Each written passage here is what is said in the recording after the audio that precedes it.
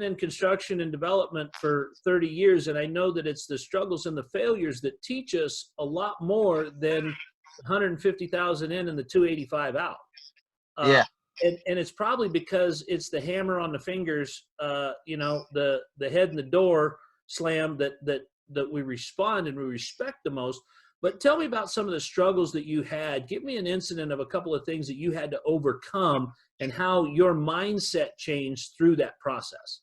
So I mentioned that I had a friend lend me the money for the property. So that's kind of the easy way of telling you the story. But what really happened is I tried to get an FHA 203K loan on the house. Right.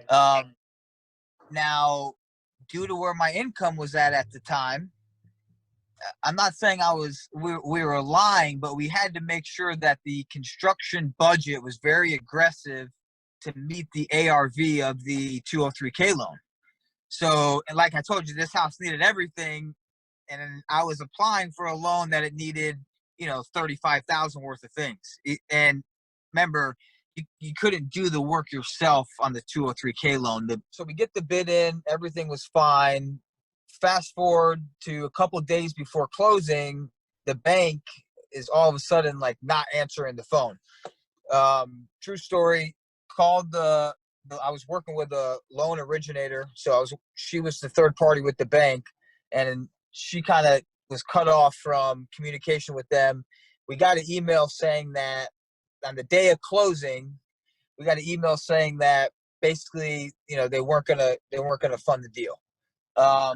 So at that time, that was the day of closing at noon. For some reason, I decided to call my, former owner and ask him if he could help me out. And, graciously he did. But, the chance that happens, and, I've never asked somebody for that large amount of money in my life.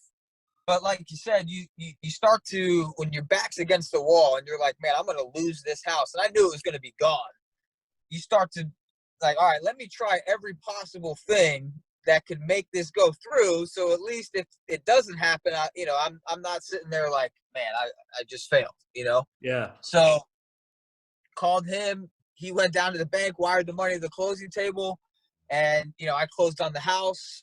And like I said, refinanced in 6 months, paid him back, and then the journey began. So Ryan, you just said something very interesting, and I think it's very important for our listeners to hear this because, when you have a JOB, you have some safety. As we're all finding out now with the coronavirus, there's not as much safety in it as we thought, but you don't have to try absolutely everything. I mean, when we think of famous people that tried a lot, there was Colonel Sanders and how many times he tried to sell his recipe before he finally became successful. But your story is very similar in that it's when you are down to the last minute. I mean, you are looking for that pardon at the 11th hour, and you try things in that time that you wouldn't normally do. If you think back to your former career, you weren't being challenged like that in your former career. You weren't trying to do things like that in your former career. And so this, in just a moment's time, pushed you beyond a threshold that changed your life. Oh I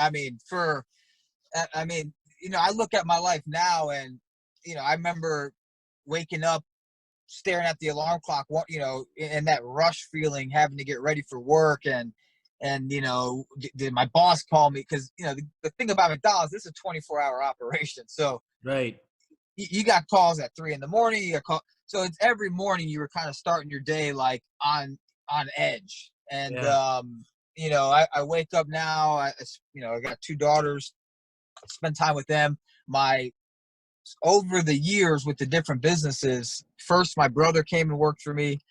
Then my father actually quit his job, works for me as well. And now my mom quit her job and works for me, and my sister works for us as well. So it's a whole family business. And getting to spend time with my family, but also and working at the same time. And we know, if you have to be able to still have business conversations with your family. But if you can do that, you know, that's been the biggest blessing. Is back when I worked at McDonald's, you never really got to see your family on the scale that we do now, and Right. you know, that's probably the best part about it.